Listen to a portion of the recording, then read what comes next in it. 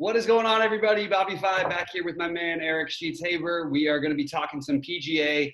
We have for me, it's really the real return of DFS, a sport I actually enjoy, which, again, it's still lower on the list than the others, but I really have gotten into golf, especially DFS golf.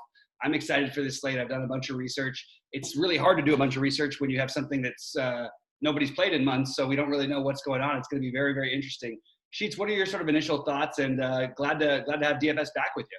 Yeah, I'm talking myself into liking golf, okay? Because as we spoke about before, I just can't get into the sweat. So I figure what I would do is I'm just gonna play like way bigger than I ever do, and this way I'll just motivate myself to really get into the sweat. So I'm gonna be, just so you guys know, I'm gonna be playing the big one, the 555, and I'm gonna play. I'm already gonna playing 15 lineups in the million, and then there's a 200, and then a 100. I'm playing them all. And as a matter of fact, I might actually, if I remember, like late tomorrow night when I'm fully locked in, I might do a little live thing or whatever, and just review my thing and just completely, just let you guys know what I'm playing. And this maybe will motivate me to get into the sweat a little bit, and then hopefully after 2 days, I have 6 guys going to the weekend, which will make me even more excited about a 4-day sweat. Man, it's gonna be fun. I'm excited about it. It's gonna be fun. We're gonna start. This is like the beginning of the firing, letting it start. It's gonna be really heavy by the. Do you want me to share my screen? Yeah, let's go ahead and do that. Let's talk a little bit about it. I've got my ownerships up over here. Well, you actually disabled participant screen sharing. Oh, you know what? This is with all these Zoom updates that keep doing this stuff. So let me fix that real quick. I don't remember off the top of my head exactly where that would be because I never. I don't remember. But I'll try and figure that out for a second. But talk a little bit about. Yeah. So this is the way this is what I did. Okay. And again, I just did research, with a lot of different content sites and figuring out ownerships and all this stuff. And it seems to me that at the top, that between Rory, DeChambeau, Webb Simpson, Justin Thomas, Jon Rahm, Webb Simpson apparently is going to be really popular. Now that doesn't mean I'm not going to play him, but he's going to be pretty popular. The guys that I'm going with, my preference kind of at the top is going to be probably Jon Rahm and Justin Thomas. I don't think I'm going to do much of Rory. As a matter of fact, my initial runs, I have 0 of McIlroy, and that was what I was originally going to do. I think I have like lower owned guys kind of down the list that I could just kind of make my lineups a little less popular. And I just kind of like the idea of Rahm and Thomas as my favorite, the top guys. But what do you think of, at least if you want to do it this way, about what do you think of the top guys? So basically based at the top, by the way, you can share your screen now if you want to. Oh, okay. I did enable it. But the guys who I'm like looking at, I do like a lot of the mid-tier guys this week, and it's tough. It's a tough week to break down because of the situation. So I'm looking at some certain guys on past performance based on this course and similar courses. In terms of at the top, I think Justin Thomas. I do like Rory a little bit, but I'm more on the Justin Thomas, Jon Rahm side of things as well. Really? Those are the guys I'm sort of leaning towards at the top. I mean, look, I'm not going to say I'm going to go completely overboard with them because I like a lot of guys in the range, in the 9K range, the mid and low 9K range. But that's sort of, at the top for me, it probably is going to be mostly Thomas and Rahm with a little bit of Rory. I'm not as interested in DeChambeau personally. I understand people are going to play him. Maybe it's just that I hate him as he just is a very douchey guy. And then, with the Webb Simpson, who I like, but I don't feel like it's a must. It's interesting. Nobody's going to play Brooks Koepka. We don't really know what's happening. But nobody's going to play him, and he's the same price as these guys. It's just kind of interesting to think about. And Schauffele, I feel like, and then you get into the same range where I really like all of these guys, the Schauffele, Johnson, Fowler. I like Dustin Johnson a lot, actually. He's played well in long layoffs in the past. Fowler, Texas kid, he likes this kind of cut grass. Like I like that sort of bunch, but I'm sort of having trouble weighing my absolute favorites. I know I mentioned a lot of guys there, but it's some combination right now. And here we're doing this on Tuesday of Johnson, Fowler, Rahm, and Justin Thomas, along with 2 other guys I didn't mention, which are Im, and then a little bit lower is Finau. those are basically all the guys at Finau. I should pronounce that correctly. Those are basically all the guys I'm playing above 8,700. So let's, again, this is our first golf thing, so you'll have to bear with us. Maybe we should have started by talking about some of our thoughts on the slate and of course, whatever we know about it. So this is what I know, and this is kind of what I'm thinking about. I'm thinking about a couple of things. First of all, just from an overall perspective, guys coming off of a 3-month layoff, there are 2 types of guys, and again, I don't know how important this is going to be, but this is just the way I thought about it. 2 types of guys that I think would be interesting. Number one are people that have actually spent the last 3 months practicing, you know what I mean? And actually like getting working. And another level, there's also guys that for whom Colonial is actually their home course. So they might actually have been getting practice rounds out on this actual course. That's 2 things. The third thing, which it brought up a guy that you mentioned, is there's a kind of a weird way to think about this, that guys that don't practice that much in general might have kind of an edge. You know what I mean? As opposed to the guys that need that. And the guy I kind of come up with is Koepka to fit that mold. And you mentioned him because he's come right out and said, dude, I don't freaking practice. You know what I mean? I just show up and play, you know, whatever it is. So like a weird, a sneaky little guy like that might be interesting, because if no one's really like put in all the required work, he might actually, you know, not suffer as much as somebody else.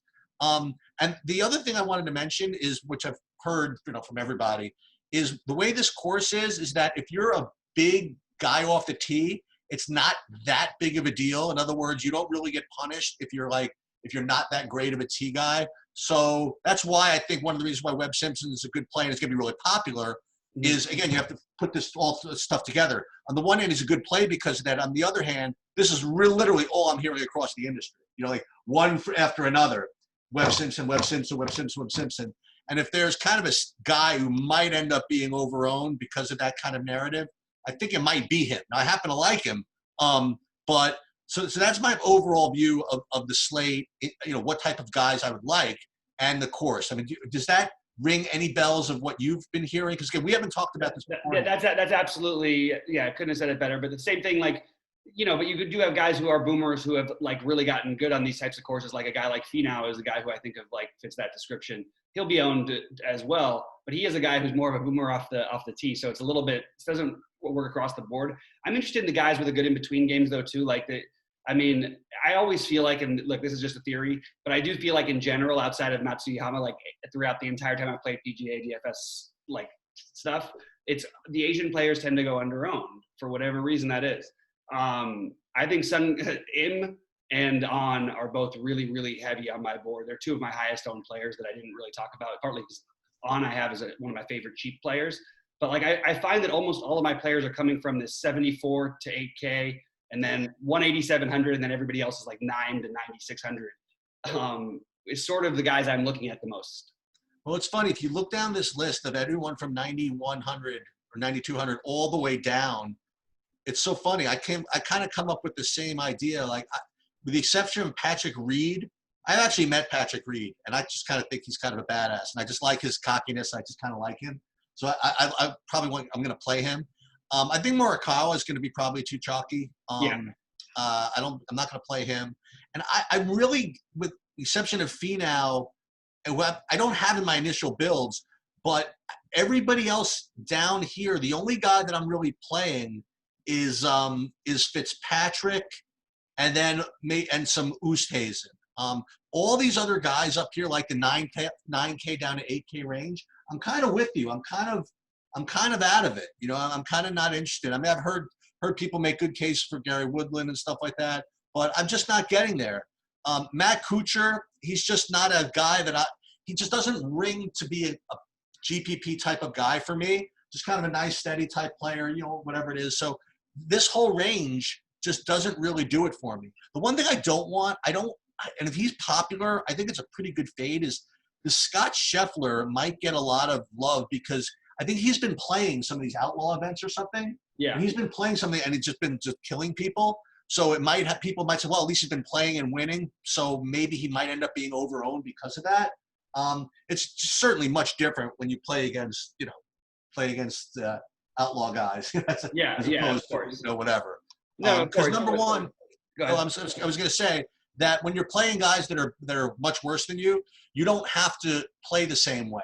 You know what I Right. mean? So you're not really, even if your stats end up being really good from those rounds, you don't have to take the chances that you have to take in tournaments like this. Right. I get that point for sure. Who else? Like, I mean, of the value guys, like I'm sort of with you in that range. I do think I'm sorry. I'm going to have a little bit of Spieth exposure. I know that he's probably going to be like 15% owned or so, but Who, Spieth? yeah, I know he's been so bad. I feel like this is a wild card tournament. We don't really know how people are going to play with the long break off. He was struggling so much playing every week. What if this break actually, could have helped him? I haven't looked enough into all of this yet. It's still Tuesday, so I haven't read everybody's. But I do think I would have a little bit of ownership in him. I just didn't want to get caught on that one later because he's one of the few guys in the 8K range below Finau that I have interest in. One thing I will say, and again, I stress this a lot when we do these videos, whether it be, a noon video for a 6:30 p.m. NBA lock or whatever it is that you really need to be on top of your ownerships, like right up until the end. Okay. And especially with golf, which is variance enough off a 3-month layoff, which is double, triple variance. I mean, you can't play a guy who projects the same as somebody else with twice the ownership. You know what I mean? Like we talked about this when we were talking about, what was it, MMA the other day. You're like, listen, all these guys are looking the same. I'm just going to just blindly take the guy that's lower stoned. And I think that in a tournament like this, given the layoff, I think you can get away with that type of approach also, no? I agree. Oh, I agree with that as an overall strategy, for sure. But I mean, look. But if you're trying to pick out the guys who, some of the other guys are going to do well, part of the reason I mentioned that I don't love, I have sort of no interest in that middle range is I wanted to jump real quickly down just to some of these guys in the 7K range who I have interest in, like Berger, Horschel, Ryan Palmer. I believe he's a member there. Which is just, I like Young Hung On, obviously.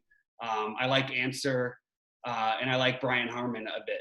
So all of those guys make it really, really easy for me to sort of do that 9K, 7K guys. And then there's not a ton of guys in the 6K range that I love, but those are sort of the guys who I'm using as my somewhat spend downs. How about you?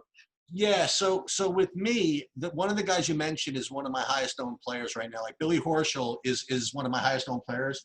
Just because, again, like of these 400 guys, I mean, just at least the ownership I'm looking at now, he's one of the lowest owned of them all. Mm-hmm.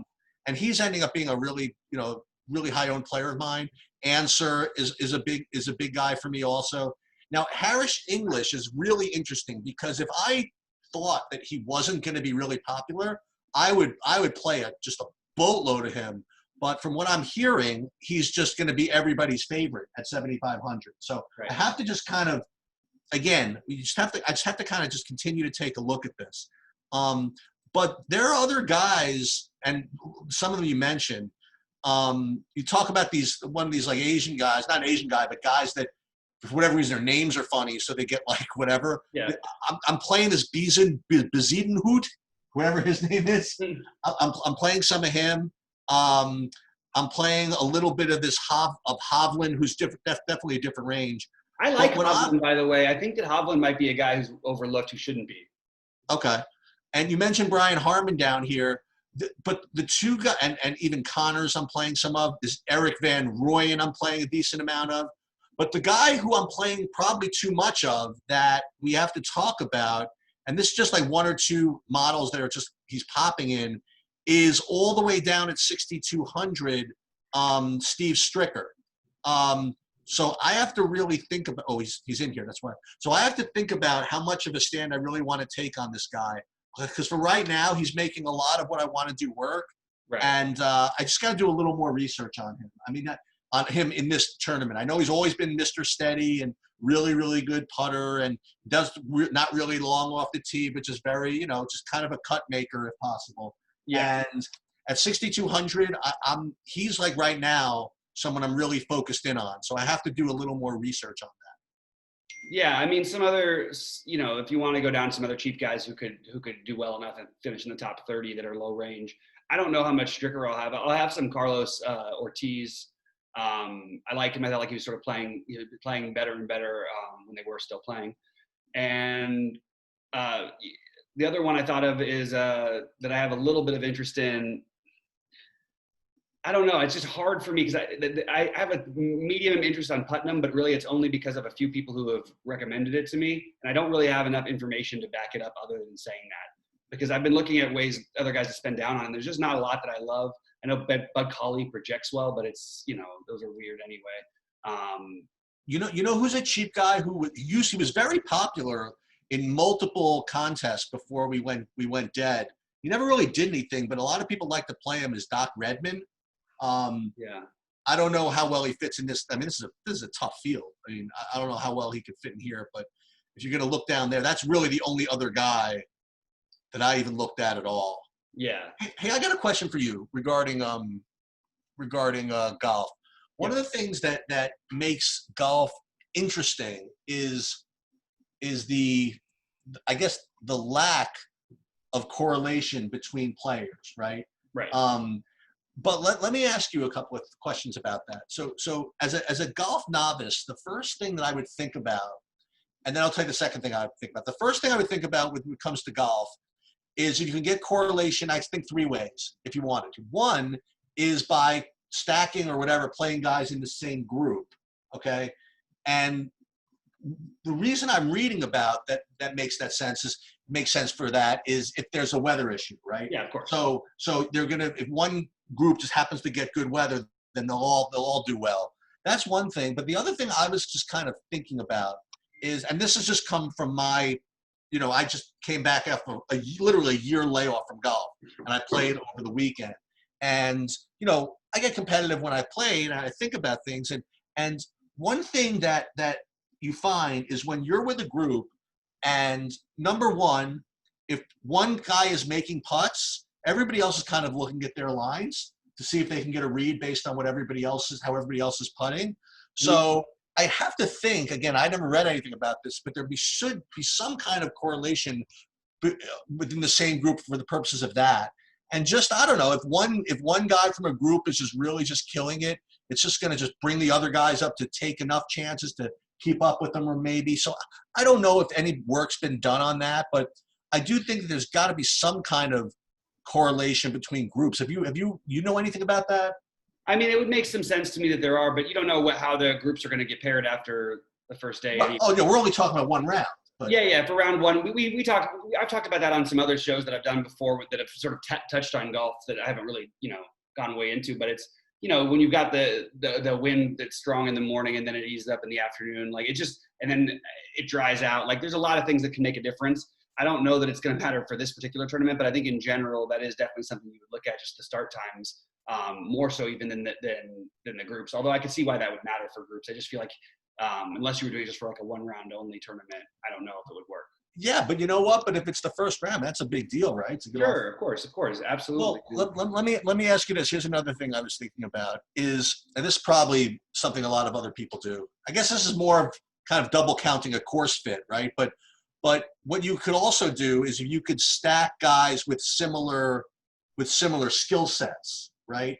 So if let's say a course happens to end up playing really, really long or really well for big strikers or for big drivers, you'd stack a bunch of big drivers together in the same lineup, right?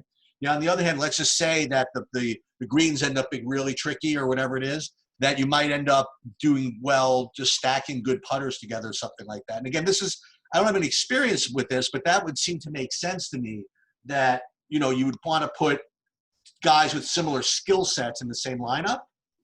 Or I mean, if you're really good at this, I mean, you could figure out which guys are good faders, right? Which righties have good faders. And if if the course is such that it favors someone who can fade the ball with the right hand, you'd stack guys that can fade together. Sure. So if you guys are really know about that kind of stuff, that could be again a way to kind of get correlation. And again, I don't know if it's going to be major or minor. Again, we're only talking about one round, right? But again, we're all learning, so I'm learning. So these are the kind of things I thought about. No, those are good. Those are good points, I think, to bring up. Yeah, I mean, the thing is, so for this week, like, it's hard when you're doing it on Tuesday because you still feel like I still feel like even with golf, there always ends up being like later information or there's still more. Well, there is a bit of information, right? Oh, somebody was just scratched, right? I haven't got that message yet. What's his name? Snedeker? Is that possible? I guess it's possible. I just hadn't. Yeah, I think there's an O in my. Yeah, Snedeker's out. Yeah. Okay. Snedeker is out, and that was due to. Doesn't say. Yeah. I don't know why, but whatever. Yeah, whatever. Okay, well, yeah, I mean, so look, there's still other stuff, and there's still more digging to do. Maybe it's about who's been practicing, who's not. But like you said, it's still sort of a guessing game. It still feels like you just want to pick the best people who suit the course and are at the lowest ownership. I don't really know how else to get too cute with it. That's pretty much what we're trying to do. I mentioned some of the guys who I liked, and just to say, like I'm playing like 2 555s this week, and I do have guys like English and Palmer and Berger. I mentioned briefly, but Rory I have in one of them. I have Justin Thomas in the other.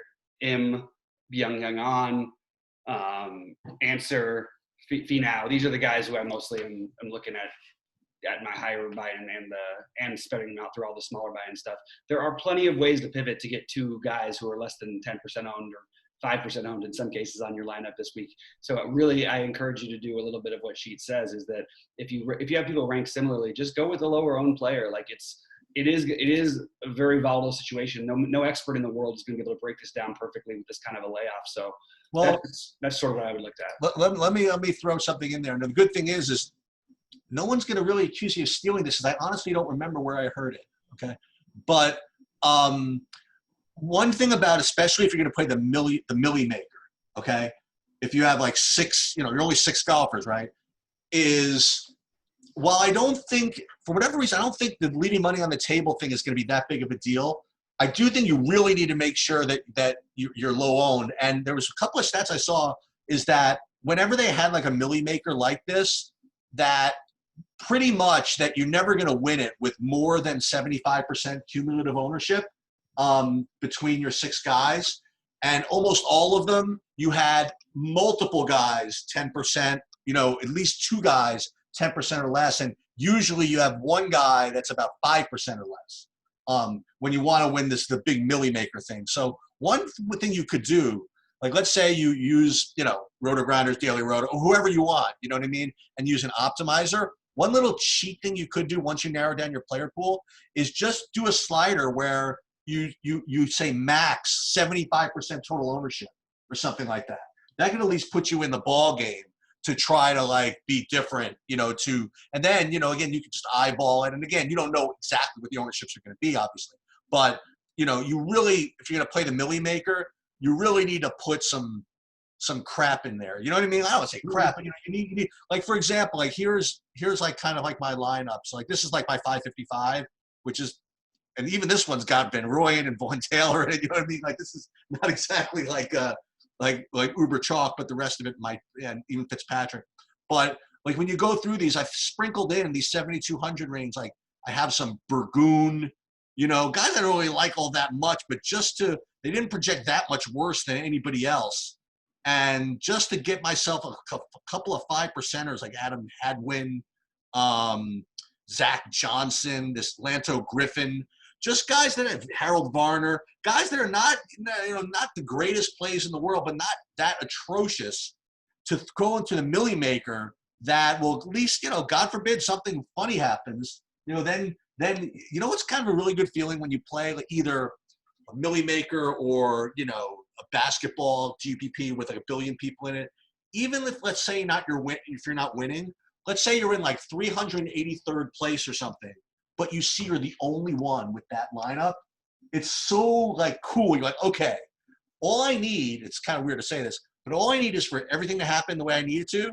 And I am going to cash on my own. I am going to win it myself. You know what I mean? Right. So I'd much rather be in like 383rd by myself than like 49th tied with like 70 people. You know what I mean? Right. So if you differentiate, and as long as, look, it doesn't matter who you use really, like whatever content provider you come up with on your own, as long as you're like in the ball game with like a guy that's got a shot, you know what I mean, to be within the range of these other guys that will be more popular.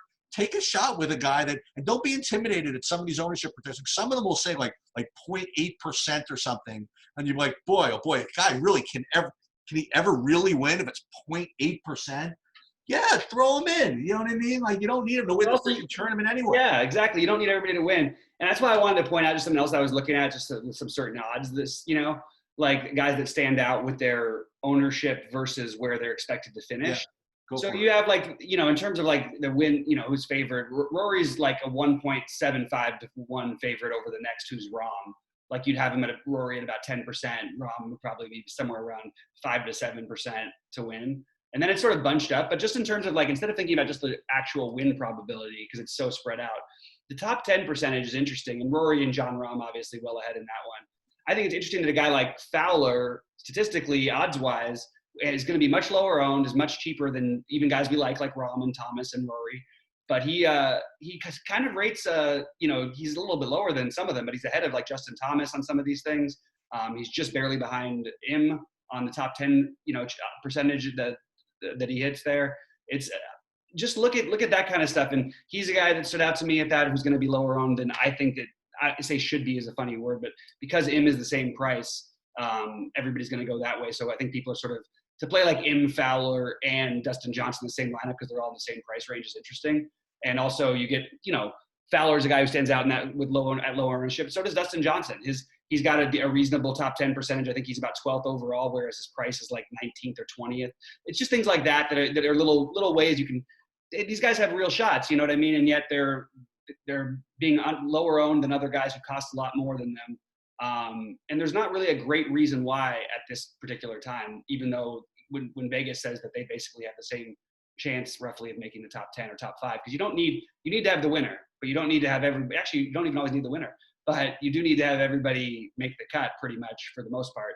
And you want top 10s. So that's what we're looking for, especially for guys, under that very, very elite tier, guys who are favored to make top 10. Like one of the guys who really stands out, but he'll be popular is Finau this week. You know what I heard, by the way? I heard that, well, talk to me about Finau in a second, but I heard that, that the Millie Maker for the Masters last year didn't have Tiger in the winning lineup. Oh, really? It's possible. I mean, I saw it happen with one of the tournaments I was in a couple weeks before we stopped, and I was shocked. But yeah, I mean, you can do it.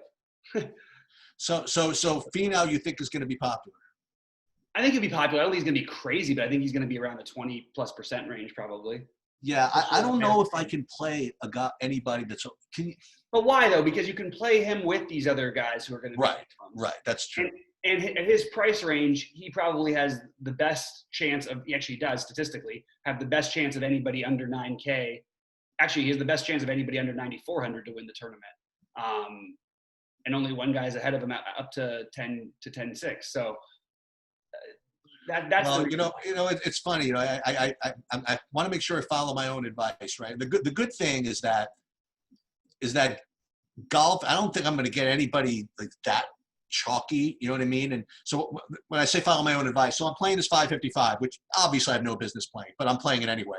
And I always even tell you, but you didn't hear from me. It was whenever. Sometimes when you like either qualify or you enter like a 3K or something like that. Like a real big one or whatever. I always say, listen, make sure you don't get too chalky just because it's like a 3K. Make sure that you still differentiate or whatever, because it's just like a big poker tournament. That's what happens. If people are playing beyond what they're used to playing, they usually play too wimpy and they just get rolled. You know what I mean? Yeah. And you're like, there's never been a problem for you. I mean, you have never had a problem with that. So I always think about when I said this 555, I want to make sure that this is not just, on the one hand, I want to make sure it's not uber chalk. On the other hand, it is golf, so I don't think there's anybody that's going to be like 30% or anything like that. So I have to make sure that I don't get too chalky. Yet on the other hand, it's I don't mind making like good plays, like Rahm and Thomas and guys like this. I mean, I'm already throwing out, Rory and Webb Simpson's not even in this lineup, and he's probably going to be the most popular player on the slate. I think. Right. We'll see. One other thing to point out about these things, when there's a break, like you have a guy like a lot of people are going to look at how people played on the past in this course, and that's important. But you have some guys like On, who's so young, who's really become the golfer he is over the past year. So it's kind of unfair he had a miscut in the 68, I think, the 2 times he's played this course. But I love On, and he's going to be one of my higher owned players. And that, fortunately, those facts are going to keep him lower owned than he should be, because he should not be 7.4K and be as low owned as he's going to be. But try and take stuff like that to realize this course actually suits his game style, from based on everybody I heard. And yet he's going to be low owned just because of past history at this course. And while I'm saying you should value the history of the course, you should also realize for some of these young guys, they're not necessarily the same golfer they were 2 years ago. Well, the other thing also that you could think about is who else might be kind of high, over-owned, or guys you might want to avoid is guys that happen to have done well in like the last 2 or 3 events, because that's not short-term form anymore. You know what I mean? Right. Like it was 3 months ago. So with people say, boy, he's like really like the momentum, if it even exists, like ended. You know what I mean? So people that like won their last event or did really well over the last 2 events back before they went on pause, they might end up getting a little bit. First of all, they might be overowned just from recency bias, and also their projections might be a little bit, you know what I mean, might be fishy also, because even projection systems usually overweight the most recent things. And if most recent means 3 months ago, I don't really want to hear it. You know what I mean? So that's another thing that you can do. But I don't know. I'm kind of pumped, and I'm actually I should probably come out and do like once I look at this a little more after tomorrow. Maybe we'll do a quick recap if anything else happened. I don't know. Why not? And this is just a start. Guys, bear with us. We're still getting into this stuff too. And like while I play, I have not used to talking about it as an expert, because I'm more of an information aggregator when it comes to golf. I do know little bits, but I'm not the same guy that I am for NBA, baseball, or football. But we are good at building lineups and still making money at this stuff. I've done well at golf. It's been oddly, weirdly consistent. I haven't played like a ton of it in my past, but I've always sort of done okay at it, and always had a good sweats and made a little bit of money each year at it, even though I don't. Hey, I want to throw out a website for you guys. Okay, this is free advertising, by the way. He'll pay me back one of these days. Oh, is it out? Did they shut down? Oh my! I was just about to. Oh well. I thought Cuts. Yes, they're dead. I don't know. Cut Sweat was like my favorite site. It actually it projected how close you were to making the cut, how many guys are making the cut. Because again, part of what makes golf annoying is the sweat. You know what I mean? I just don't get excited about it. But we'll see. We'll see what happens. No, wait, when is lock? What's that? They're fun late, but they're also nerve-wracking as hell. You get a guy misses a 5-footer when it costs you. You go from winning $1 million to winning $50. There it is. Sorry. I was about to just bury these guys for being out of business. So cutsweats.com is awesome. Okay. I'll give these guys free publicity for now. Is this actually, I can't do it right now. I can't show you, but what you do is you can upload see, I'm not a tier 1 subscriber. You upload your lineups, and like throughout the course of the day, it'll show you like what chances you have of how many players making the cut, 4 versus 5 versus 6. And this, when I was playing golf before it shut down, when I was paying for this, it was awesome. Like some of it's free, like some of the contests are free for them to track, and some of them they charge you. But again, they even have a thing like how to sweat. You know what I mean?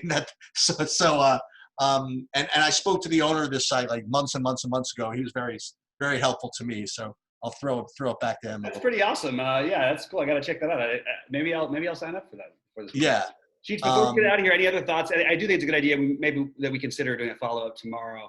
Well, because that's the thing. Because live before lock is rough business at 7:30 in the morning. You know what I mean? Yeah. 4:30 in the morning for you. It's like I have a chance actually, but I don't think any of you are going to be up anyway. But no. But we're not doing a live show. We might do an update if there's anything that we want to add on to. Anyway, for Sheets guys, I'm Bobby saying thanks so much for tuning in. We're happy to be back with you. We're excited to have DFS back. Really can't wait till the end of July. But in the meantime, let's make some money this weekend at golf and check out Cut Sweats, because it does look like a pretty cool site, which I might have to get into. Anything else for the people before we're out of here? No, I got to get working on my NASCAR stuff. All right, guys. Thanks a lot. And everybody out there, stay safe. We'll talk to you soon. All right. All right, man.